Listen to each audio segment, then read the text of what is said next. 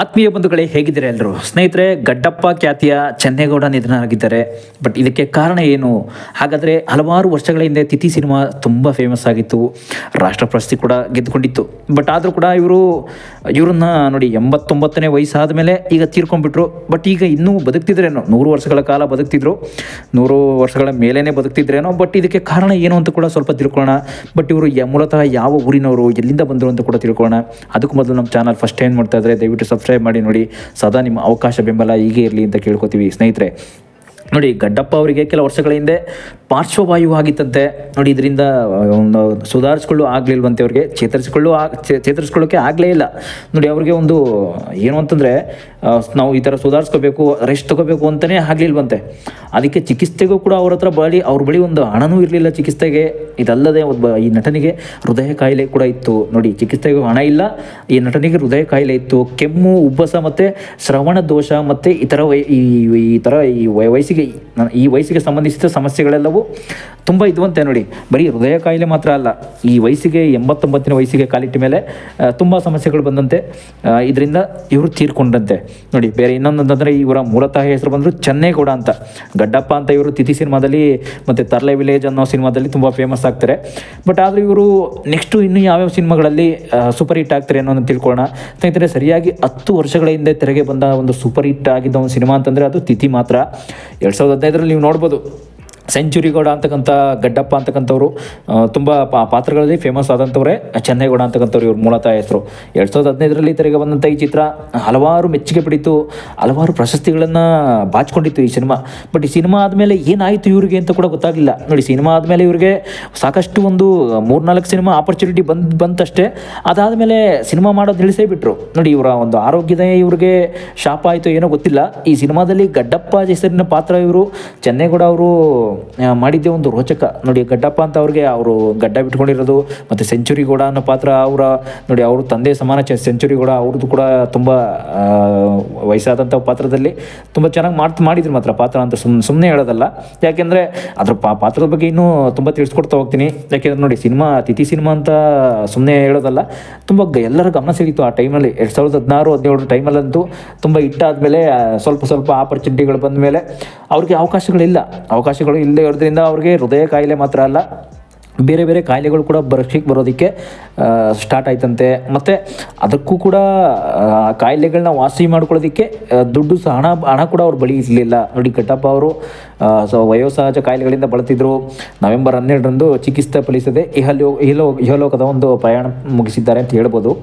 ಗಡ್ಡಪ್ಪ ಅವರು ಮಂಡ್ಯ ತಾಲೂಕಿನ ನೊದೇಕೊಪ್ಪಲು ಅನ್ನೋ ಗ್ರಾಮದವರು. ಮಂಡ್ಯ ತಾಲೂಕು ಅಂತ ಬರಲ್ಲ, ಆ್ಯಕ್ಚುಲಿ ಇದು ಮಂಡ್ಯ ಜಿಲ್ಲೆ ಪಾಂಡವಪುರ ತಾಲೂಕು ಅಂತ ಬರುತ್ತೆ ಆ ಸೈಡು. ನೊದೇಕೊಪ್ಪಲು ಅನ್ನೋ ಒಂದು ಗ್ರಾಮ, ಆ ಕಡೆ ಸೈಡು ಒಂದು ಪಾಂಡವಪುರ ರೋಡ್ ರಸ್ತೆಯಲ್ಲಿ ಬರ್ತಕ್ಕಂಥ ಒಂದು ಮೈಸೂರು ಬೆಂಗಳೂರು ಹೆದ್ದಾರಿಯಲ್ಲಿ ನಾವು ಗಮನಿಸ್ಬೋದು. ಆ ರೋಡಲ್ಲಿ ಪಾಂಡವಪುರಕ್ಕೆ ಹೋಗುವ ರಸ್ತೆಯಲ್ಲಿ ಬರುತ್ತೆ. ಬಟ್ ತಿಥಿ ಸಿನಿಮಾದಲ್ಲಿ ಗಡ್ಡಪ್ಪ ಹೆಸರನ್ನ ಪಾತ್ರ ಮಾಡಿ ಫೇಮಸ್ ಆದಂಥವರು ಇವರು ಒಬ್ಬರೇ. ಎಲ್ಲರೂ ಅವರನ್ನು ಗಡ್ಡಪ್ಪ ಹಿಂದೆ ಗುರುತಿಸಿದ್ರು. ನೋಡಿ, ಗಡ್ಡಪ್ಪ ಅವರಿಗೆ ಕೆಲ ವರ್ಷಗಳ ಹಿಂದೆ ಪಾರ್ಶ್ವವಾಯು ಅಂದರೆ ಲಕ್ವ ಹೊಡೆಯೋದು ಅಂತ ನೀವೆಲ್ಲರೂ ಕೂಡ ಕೇಳಿರ್ಬೋದು. ಪಾರ್ಶ್ವವಾಯು ಅಂತ ಅಚ್ಚ ಕನ್ನಡದಲ್ಲಿ ನಾವು ಕರೆಯೋದು. ಆ ಥರ ಒಂದು ಕಾಯಿಲೆ ಅಂತೂ ಆಗಿತ್ತಂತೆ. ಇದರಿಂದ ಸುಧಾರಿಸ್ಕೊಳ್ಳೋಕ್ಕಂತೂ ಆಗಲಿಲ್ಲ ಅವ್ರ ಕೈಲಿ. ನೋಡಿ, ಈ ನಟನಿಗಂತೂ ಚಿಕಿತ್ಸೆ ಪಡ್ಕೊಳ್ಳೋದಕ್ಕೆ ಯಾವ ಹಣನೂ ಇರಲಿಲ್ಲ. ನೋಡಿ, ನಮ್ಮ ಸಿನಿಮಾ ಇಂಡಸ್ಟ್ರಿ ಅಂತೂ ಇವತ್ತು ಯಾವ ಮಟ್ಟಕ್ಕೆ ಹೋಗ್ತಾ ಇದೆ ಅಂತಂದರೆ, ನಟರ ಪರಿಸ್ಥಿತಿ, ಸಿನಿಮಾ ಇಂಡಸ್ಟ್ರಿ ಅಂತಂದರೆ ತಪ್ಪಾಗುತ್ತೆ, ಸಿನಿಮಾ ಇಂಡಸ್ಟ್ರಿಯಲ್ಲಿ ಕೆಲಸ ಮಾಡಿದಂಥ ನಟರ ಮತ್ತು ನಿರ್ದೇಶಕರ ಪರಿಸ್ಥಿತಿ ಎಲ್ಲಿಗೆ ಹೋಗ್ತಾ ಇದೆ. ಅದರಲ್ಲಿ ಗಡ್ಡಪ್ಪ ಅವರು ಕೂಡ ಒಬ್ಬರು. ಇವ್ರನ್ನ ಗಡ್ಡಪ್ಪ ಅಂತಲೇ ಕೂಡ ಎಲ್ಲರೂ ಕೂಡ ಫೇಮಸ್ ಆಗಿ ಕರಿತಿದ್ದು. ಬಟ್ ಆದರೂ ಕೂಡ ಇವ್ರ ಮೂಲತಃ ಹೆಸರು ನಿಮ್ಗೆ ಆವಾಗಲೇ ಕೂಡ ಹೇಳಿದೆ, ಚೆನ್ನೇಗೌಡ ಅಂತ. ಬಟ್ ಆದರೂ ನೋಡಿ, ಗಡ್ಡಪ್ಪ ಪಾತ್ರವನ್ನು ನೋಡಿ ಅನೇಕರು ತುಂಬ ಮೂಕ ವಿಸ್ಮೃತರಾದರು. ಯಾಕೆಂದರೆ ಇವ್ರ ಪಾತ್ರ ಅಷ್ಟೊಂದು ತುಂಬ ಚೆನ್ನಾಗಿತ್ತು. ಸೋಷಿಯಲ್ ಮೀಡಿಯಾದಲ್ಲಂತೂ ತುಂಬ ಫೇಮಸ್ ಆದಂಥವ್ರು ಇವರೇ.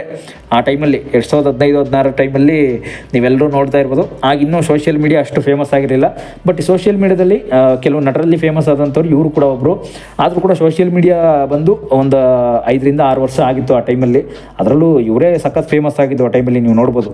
ಅದ್ರ ಬಳಿಕ ಕೆಲವು ಸಿನಿಮಾಗಳಲ್ಲಿ ಚೆನ್ನೇಗೌಡ ಅವರು ನಟಿಸಿದ್ರಂತೆ, ಅಂದರೆ ಗಡ್ಡಪ್ಪ ಅವರೇ ನಟಿಸಿದ್ರಂತೆ. ಅನೇಕ ಸಿನಿಮಾಗಳಲ್ಲಿ ನಟಿಸಿದ್ರು ಕೂಡ ಒಂದು ಆರ್ಥಿಕವಾಗಿ ಅಂದರೆ ಒಂದು ಆ ಥರ ನಾವು ಏನೋ ಒಂದು ಆರೋಗ್ಯವಾಗಿರಬೇಕು ಅಂತಕ್ಕಂಥದ್ದು ಅವ್ರ ಕೈಲಿ ಸಾಧ್ಯವಾಗಲೇ ಇಲ್ಲ. ಯಾಕೆ ಅಂತಂದರೆ, ನಾವು ಈ ರೀತಿ ಒಂದು ಸಿನಿಮಾ ಇಂಡಸ್ಟ್ರಿಲಿ ಕೆಲಸ ಮಾಡ್ತಾ ಇದ್ದೀವಿ, ನಾವು ಹೇಗಿರಬೇಕು, ಒಬ್ಬ ನಟರಾಗಿ, ಹಿರಿಯ ನಟರಾಗಿ ಹೇಗಿರಬೇಕು, ಕೆಲವು ಸಿನಿಮಾಗಳಲ್ಲಿ ಆಸಕ್ತಿಗಳನ್ನ ಹೇಗೆ ತೊಡಸ್ಕೊಳ್ಬೇಕು ಅನ್ನೋದು ಕೂಡ ಅವ್ರಿಗೆ ಗೊತ್ತಿಲ್ಲ. ಯಾಕೆ ಅಂತಂದರೆ, ಸಿನಿಮಾ ಇಂಡಸ್ಟ್ರಿ ಬಗ್ಗೆ ಅವ್ರಿಗೆ ಯಾರೋ ನಿರ್ದೇಶಕರು ಹೋಗಿ ಇನ್ವೈಟ್ ಮಾಡಿದ್ರು, ಕರೆದ್ರು, ಸಿನಿಮಾ ಮಾಡಿಸ್ಕೊಂಡ್ರು ಅಷ್ಟೇ. ಸಿನಿಮಾ ಮಾಡಿಸ್ಕೊಂಡ್ರು ಕೈ ಬಿಟ್ಬಿಟ್ರು ಅಂತಲ್ಲ, ಯಾಕೆಂತಂದರೆ ಅವರು ಕೂಡ ಆಸಕ್ತಿಯಿಂದ ಬಂದಂಥವ್ರು. ನೆಕ್ಸ್ಟು ಕಾಯಿಲೆ ಮೇಲೆ ಕಾಯಿಲೆ ಬಂದರೆ ಅವ್ರಿಗೆ ನೋಡಿ ಅವ್ರ ಸಾವು ಮತ್ತೆ ಹೇಗಾಯಿತು ಅಂತಂದರೆ ಕೆಲವು ಕಾಯಿಲೆಗಳಿಂದ ಅವ್ರು ಸಾವನ್ನಪ್ಪಿದಂತೂ ನಿಜ, ಇಲ್ಲ ಅಂತಲ್ಲ. ಆದರೆ ಗಡ್ಡಪ್ಪ ಅವರು ಇವತ್ತು ನೀವೆಲ್ಲರೂ ಕೂಡ ನೋಡ್ಬೋದು ಅವರು ಅವತ್ತಿನ ಕಾಲಕ್ಕೆ ಇಟ್ಟಾದ ಮೇಲೆ ಅವ್ರಿಗೆ ಎಂತೆಂಥ ಆಪರ್ಚುನಿಟಿಗಳು ಬಂದಿದ್ರು ಕೂಡ ಇನ್ನೂ ಅವರು ಮುಂದುವರಿಬೋದಿತ್ತು ಸಿನಿಮಾದಲ್ಲೇ. ಆದರೆ ಅವ್ರು ಇರುವಂಥ ಕಾಯಿಲೆಯಿಂದ ಅವ್ರು ಯಾವುದೇ ಕಾರಣಕ್ಕೂ ಸಿನಿಮಾದಲ್ಲಿ ಮುಂದುವರಿಯೋದಕ್ಕೆ ಆಗಲಿಲ್ಲ. ನೀವೆಲ್ಲ ನೋಡ್ಬೋದು ಗಡ್ಡಪ್ಪ ಅವ್ರು ಏನಿದು ಈ ಥರ ಇಷ್ಟೊಂದು 89ನೇ ವಯಸ್ಸು ಬದುಕಿದ್ದಾರೆ, ಇಷ್ಟು ವಯಸ್ಸು ಬದುಕಿದಾರಲ್ಲ ಸಾಕಲ್ಲ, ಇನ್ನೇನು ವಯಸ್ಸಾದ್ಮೇಲೆ ತೀರೋಗಿದ್ದಾರೆ ಅಂತ ಅನ್ಬೋದು. ಬಟ್ ನೋಡಿ ಆ ಕಾಲದ ಹಿರಿಯ ನಟರು ಇವರು, ಇಲ್ಲ ಅಂತಲ್ಲ. ಆ ಕಾಲದ ಹಿರಿಯ ನಟರು ಅಂತಂದರೆ ನಟರು ಅಂತ ಅನ್ನೋದಕ್ಕಿಂತ ನಮ್ಮ ಹಿರಿಯರು ಹಿಂದೆಯೆಲ್ಲ ಎಷ್ಟು ವರ್ಷಗಳ ಕಾಲ ಬದುಕ್ತಾ ಇದ್ರು, 100-120 ವರ್ಷಗಳ ಕಾಲ ಬದುಕ್ತಾ ಇದ್ರಂತೆ. ಅದರಲ್ಲಿ ಕೂಡ ನೋಡಿ ಇವರು 89ನೇ ವಯಸ್ಸು ಬದುಕಿದ್ದಾರೆ ಅಂತಂದರೆ ಇವರು ಕಾಯಿಲೆಯನ್ನು ವಾಸಿ ಮಾಡ್ಕೊಂಡಿದ್ರೆ ಇನ್ನೂ ಬದುಕ್ತಾ ಇದ್ರೇನೋ, ಇನ್ನು 100 ವರ್ಷ ದಾಟುತ್ತಿದ್ರೇನೋ ಅಂತ ಒಂದು ಅನುಭವ ಅಷ್ಟೇ, ಬೇರೆ ಏನೇನಿಲ್ಲ. ಒಂದು ಎಕ್ಸ್ಪೀರಿಯನ್ಸ್ ಮೇಲೆ ಹೇಳಿದ್ದು ನೋಡಿ. ಈ ಸಿನಿಮಾದಲ್ಲಂತೂ ನಮ್ಮ ಕನ್ನಡ ಸಿನಿಮಾ ಇಂಡಸ್ಟ್ರಿ ಈಗ ಕೆಲವು ನಟರ ಪರಿಸ್ಥಿತಿ ಇವತ್ತು ಗಾಢವಾಗಿಬಿಟ್ಟಿದೆ, ಎಲ್ಲೆಲ್ಲಿ ಹೋಗ್ತಾ ಇದೆ ಹೇಗೆ. ಮತ್ತು ಕೆಲವು ನಟರು ಕಾಯಿಲೆಯಿಂದ ಬಂದು ಸಾವನ್ನಪ್ತಾ ಇರ್ತಕ್ಕಂಥದ್ದು, ಕೆಲವು ನಟರು ಹೃದಯಘಾತ ಮತ್ತು ಏನೇನೋ ತುಂಬ ಕಾಯಿಲೆಗಳು ಕೇಳಿಬರ್ತಾ ಇದೆ ನಟರಲ್ಲೇ. ನೋಡಿ ಸಿನಿಮಾ ನಟರಿಗೆ ಯಾಕಿಂತ ಪರೀಕ್ಷೆ ಅಂದರೆ ಕಾಯಿಲೆಗಳು ಸಾಕಷ್ಟು ಎಲ್ಲರಿಗೂ ಕೂಡ ಬರ್ತಕ್ಕಂಥದ್ದು ನಿಜ. ಆದರೆ ಸಿನಿಮಾ ನಟರಲ್ಲಿ ತುಂಬ ಹೆಚ್ಚು ಕಾಯಿಲೆಗಳಂತೂ ಕಾಣಿಸ್ಕೊತಾ ಇದೆ. ಅದರಲ್ಲೂ ಕೂಡ ನೋಡಿ ಗಡ್ಡಪ್ಪ ಅವರು ಕೂಡ ಒಬ್ಬರು ಕಾಯಿಲೆ ಬಂದು ನರಳಿ ಸತ್ತಂಥವ್ರು, ಇವರು ಕೂಡ ಒಬ್ಬರು. ನೀವೆಲ್ಲರೂ ಕೂಡ ನೋಡ್ಬೋದು. ನಮ್ಮ ಮಂಡ್ಯ ಸೈಡ್ ಅಂತೂ ಹೋಗ್ಬಿಟ್ರೆ ತುಂಬ ಕಲಾವಿದರು ಈಗಂತೂ ರೀಲ್ ಸ್ಟಾರ್ಗಳಂತೂ ತುಂಬ ಫೇಮಸ್ ಆಗ್ತಾ ಇರೋದನ್ನ ನೋಡ್ಬೋದು. ಅವರ ಒಂದು ನೀವು ಸಾವು ಹೇಗಿತ್ತು ಅಂತಂದರೆ ಅವ್ರ ಮನೆಯವರು ಕೂಡ ತುಂಬ ಗುಳೋ ಅಂತ ಕಣ್ಣೀರು ಹಾಕ್ತಿರೋ ಒಂದು ದೃಶ್ಯ, ಇದೆಲ್ಲ ಕೂಡ ನೋಡ್ತಾ ಇದ್ರೆ ಒಂದು ಸಿನಿಮಾ ಇಂಡಸ್ಟ್ರಿಯಲ್ಲಿ ನಟನಾಗಿ ಕೆಲಸ ಮಾಡಿದವ್ರಿಗೆ ಒಂದು ಗೌರವನೂ ಕೂಡ ಇಲ್ವಾ? ಅಷ್ಟು ಕೂಡ ನಮ್ಮ ಸರ್ಕಾರ ಏನು ಪ್ರೊವೈಡ್ ಮಾಡ್ತಾ ಇಲ್ವಾ ಅಂತ ಕೂಡ ಕೇಳ್ಬೋದು. ನೋಡಿ ಈ ಥರ ಆಗಿರೋ ಒಂದು ಪರಿಸ್ಥಿತಿ ನೀವೆಲ್ಲ ಕಡೆ ನೋಡ್ತಾ ಇರ್ಬೋದು. ಈ ಥರ ಈಗ ಆಗೋಗಿದೆ. ಏನು ಮಾಡೋಣ ಈಗ ನಮ್ಮ ಸಿನಿಮಾ ನಟರ ಪರಿಸ್ಥಿತಿ ಈಗಾದರೆ ನಾವು ಏನು ಮಾಡೋದು? ಸಿನಿಮಾ ಇಂಡಸ್ಟ್ರಿ ಕಂಪ್ಲೇಂಟ್ ಕೊಡ್ಬೋದಾ? ಇಲ್ಲ ಕೆಲವು ನಟರಿಗೆ ಈ ರೀತಿ ರಾಷ್ಟ್ರ ಪ್ರಶಸ್ತಿ ಪಡ್ಕೊಂಡಂದಾಗ ಈ ನಟರಿಗೆ ಇವ್ರದ್ದೇ ಆದಂಥ ಒಂದು ಗೌರವನ ಕೊಡಬೇಕು ಕೊನೆ ಗಳಿಗೆಯಲ್ಲಿ ಅಂತ ಏನಾದರೂ ರೂಲ್ಸ್ ಏನಾದರೂ ಮಾಡ್ಬೋದಂತ ನೀವು ಕೇಳ್ಬೋದು.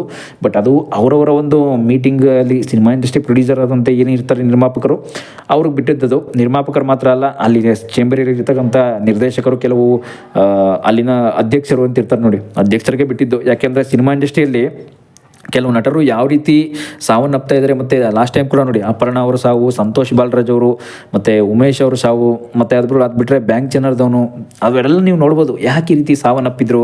ಈಗ ನೋಡಿ ಈಗ ನಟ ಅಭಿಷೇಕ್ ಅಂತವರು ಕೂಡ ನೀವು ನೋಡ್ತಾ ಇರ್ಬೋದು, ಕೂಲಿ ಕೆಲಸ ಮಾಡ್ಕೊಂಡು ಬದುಕ್ತಾ ಇದ್ದಾರೆ. ಜೀವನದಲ್ಲಿ ಇವತ್ತು ನಾವು ಏನಾದರೂ ಮುಂದೆ ಬರಬೇಕು ಅಂತಂದರೆ ಏನಾದರೂ ದೊಡ್ಡ ಬಿಸ್ನೆಸ್ಸನ್ನು ಮಾಡ್ತೀವಿ, ದೊಡ್ಡ ಯಾವುದಾದ್ರೂ ಒಂದು ಕಂಪ್ನಿಗೆ ಹೋಗಿ ಸೇರ್ಕೊಂಡ್ಬಿಡ್ತೀವಿ, ಫ್ಯಾಕ್ಟ್ರಿಗಳಿಗೆ ಕಂಪ್ನಿಗೆ ಹೋಗಿ ಸೇರ್ಕೊಳ್ಳೋದಂತೂ ನಿಜ. ಬಟ್ ಇವತ್ತು ಕೂಲಿ ಕಾರ್ಮಿಕರಾಗಿ ಇವತ್ತು ಬದುಕ್ತಾ ಇದ್ದೀವಿ ಅಂತಂದರೆ ಅದಕ್ಕೆ ಕಾರಣನೇ ನೋಡಿ ಸಿನಿಮಾ ಇಂಡಸ್ಟ್ರಿ ಅಂತಕ್ಕಂಥದ್ದು. ನಟರ ಪರಿಸ್ಥಿತಿ ಯಾವ ಮಟ್ಟಕ್ಕೆ ಹೋಗಿದೆ ಅಂತಂದರೆ ಅದು ಇವ್ರು ನೋಡೋದು ಕಲಿಬೇಕು ನಾವು. ಸಿನಿಮಾ ನಟರ ಪರಿಸ್ಥಿತಿ ಎಲ್ಲೆಲ್ಲಿ ಹೋಗ್ತಾ ಇದೆ, ಹಾಗಾದರೆ ಏನೇನು ಆಗ್ತಾ ಇದೆ. ಇವತ್ತು ನಮ್ಮ ನಟರಿಗೆ ಗೌರವ ಅಂತ ಇಲ್ವಾ? ನೋಡಿ ಗೌರವ ಕೊಟ್ಟರೆ ನೀವು ಏನಂತಂದರೆ ಈ ರೀತಿಯೂ ಗೌರವ ಕೊಡ್ತಾರೆ. ನ್ಯಾಷನಲ್ ಅವಾರ್ಡ್ ಬಂದಂಥ ಸಿನಿಮಾ ನಟರ ಪರಿಸ್ಥಿತಿ ಇವತ್ತು ಹಿಂಗೆ ಹದಗೆಟ್ಟು ಹೋಗ್ತಾ ಇದೆ ಅಂತ ಕೂಡ ಎಲ್ಲರಿಗೂ ಕೂಡ ಗೊತ್ತಿದೆ. ನ್ಯಾಷನಲ್ ಅವಾರ್ಡ್ ಅಂತಲ್ಲ, ಕೆಲವು ಆಸ್ಕರ್ ಅವಾರ್ಡ್ ಕೂಡ ಬಂದಿತ್ತಂತೆ, ಇನ್ನೂ ದೊಡ್ಡ ಅವಾರ್ಡ್ ಕೂಡ ಬಂದಿತ್ತಂತೆ. ಬಟ್ ಕೆಲವು ನಟರಂತೂ ಇನ್ನೂ ದೊಡ್ಡ ಅವಾರ್ಡ್ ಕೂಡ ಬಂದಿದ್ರು ಕೂಡ ಅವ್ರಿಗೆ ಅಂತಹ ಗೌರವ ಕೂಡ ಸಲ್ಲಿಸದೆ ಕೊನೆಗೆ ಏನಾದರೂ ಒಂದು ಚಾನ್ಸ್ ಕೂಡ ಸಿನಿಮಾದಲ್ಲಿ ಸಿಗ್ತಾ ಇಲ್ಲ ಅಂತಂದರೆ ಇವತ್ತಿನ ಸಿನಿಮಾ ಇಂಡಸ್ಟ್ರಿ ಪರಿಸ್ಥಿತಿ ಎಲ್ಲೂ ಹೋಗ್ತಾ ಇದೆ. ನೋಡಿ ನಮ್ಮ ಸಿನಿಮಾ ಇಂಡಸ್ಟ್ರಿ ಪರಿಸ್ಥಿತಿ ಇವತ್ತು ಹದಗೆಟ್ಟು ನಿಂತಿದೆ ಅನ್ನೋದಕ್ಕೆ ಒಂದೇ ಕಾರಣ, ಅದೊಂದೇ ಅಂತಂದರೆ ಅದು ಮೂಲತಃ ನೆಕ್ಸ್ಟ್ ಎಪಿಸೋಡಲ್ಲಿ ಹೇಳ್ತಾ ಹೋಗ್ತೀನಿ. Thank you. ಹೀಗೆ ನೋಡ್ತಾ ಇರಿ ಸ್ನೇಹಿತರೆ. Thank you.